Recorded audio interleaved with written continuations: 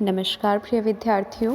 आज की कक्षा में हम पाठ पढ़ेंगे आश्रम का अनुमानित व्यय, पाठ संख्या 19। आश्रम का अनुमानित व्यय, आश्रम किससे संबंधित है आप सभी पढ़ते पढ़ते और सुनते सुनते जान ही गए होंगे। इस चित्र में आप देख रहे हैं महात्मा गांधी को, और महात्मा गांधी जी से संबंधित आश्रम, उस आश्रम का अनुमानित व्यय हम कहते हैं खर्चे को, यानी कुल खर्चा। ठीक है, तो आश्रम का अनुमानित व्यय अर्थात कुल कितना खर्चा आश्रम का आता था, इससे संबंधित ये पाठ होगा। आइए शुरू करते हैं।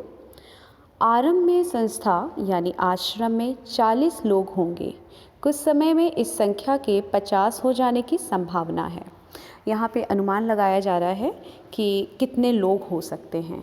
आश्रम में कुल 40 लोग होंगे आरंभ में, और कुछ समय के बाद यहाँ 50 हो जाने की संभावना है। हर महीने औसतन 10 अतिथियों के आने की संभावना है।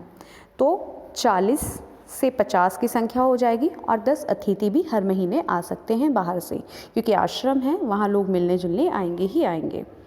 इनमें 3 या 5 सपरिवार होंगे। इसमें से कुल जो सपरिवार वाले लोग हो सकते हैं वो कितने, 3 या 5, ये पूरा अंदाज़ा लगाया जा रहा है कुल लोगों की संख्या कितनी हो सकती है। इसीलिए स्थान की व्यवस्था ऐसी होनी चाहिए कि परिवार वाले लोग अलग रह सकें और शेष एक साथ।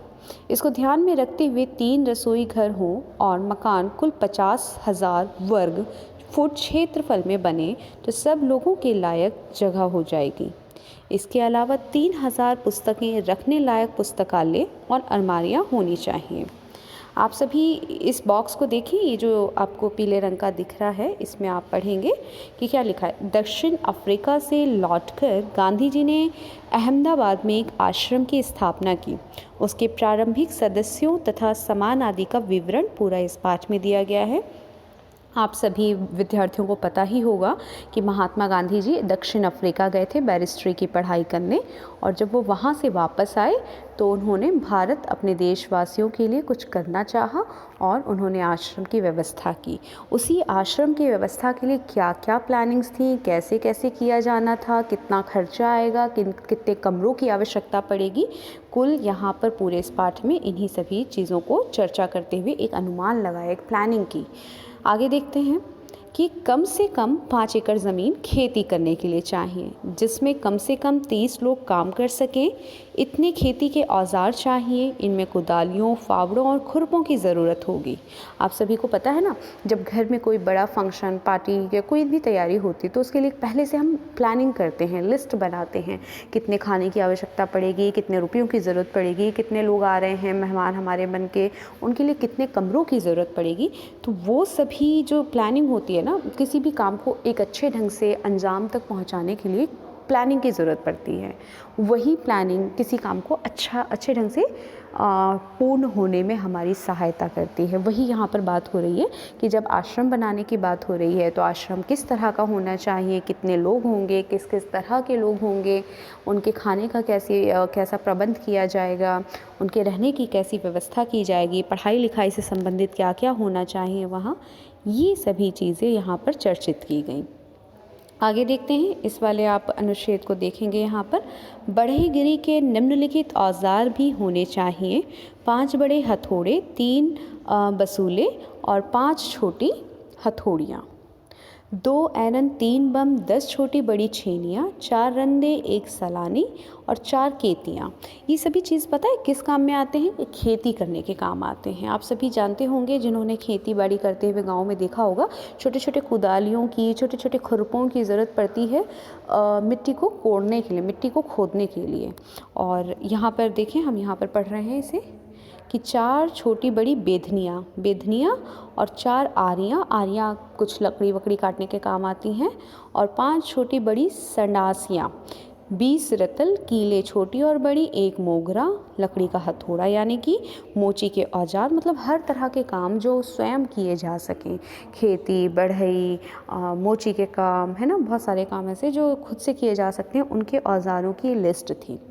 मेरे अनुमान से इन सब पर कुल 5 रुपया खर्च आएगा उस ज़माने में। अब आप यहाँ पे चौंकिए मत कि यहाँ पे सिर्फ 5 रुपये की बात हो रही, इतना सारा सामान और 5 रुपये में, हाँ, नहीं। उस समय आप सभी को पता है पैसे भी चलते थे, रुपये से छोटी जो वैल्यू होती है वो पैसों की होती है, तो पैसे भी चलते थे और रुपए, क्योंकि 1 रुपए में आप सभी जानते हैं 100 पैसे होते हैं। बहुत सारी चीज़ें 1 रुपए में आ जाती थी, तो 5 रुपए में इतनी सारी चीज़ें, इतने औज़ार खरीदे जा सकते थे। तो कुल औज़ारों को खरीदने में कुल कितने रुपए का खर्चा आ सकता था? 5 रुपए का।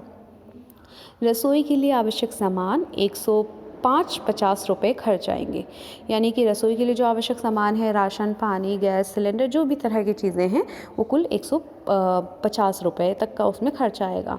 और स्टेशन दूर होगा तो सामान या मेहमानों को लाने के लिए बैलगाड़ी भी चाहिए। अब मेहमान आएंगे आपके घर, जब मेहमान आते हैं तो किस चीज़ से आते हैं? आप सोचते हैं ना कि कैब भेजें, कोई ऑटो भेजें, रिक्शा भेजें, या कोई खुद बाइक से लेकर आएँ, अपनी कार से लेकर आएँ। उनके लाने की व्यवस्था भी करनी पड़ती है ना, मेहमान खुद ब खुद पहली बार आ रहा है तो आ नहीं पाएगा ना, उसको बैलगाड़ी की भी आवश्यकता। तो यहाँ पे दिखाया है कि बैलगाड़ी की भी आवश्यकता उनको पड़ेगी, यानी इसका भी एक अलग खर्चा आएगा। और फिर आगे कहते हैं कि मैं खाने का खर्च 10 रुपये मासिक प्रति व्यक्ति लगाता हूँ। मैं नहीं समझता कि हम ये खर्च पहले वर्ष में निकाल सकेंगे। वर्ष में औसतन 50 लोगों का खर्च 6,000 रुपये आएगा।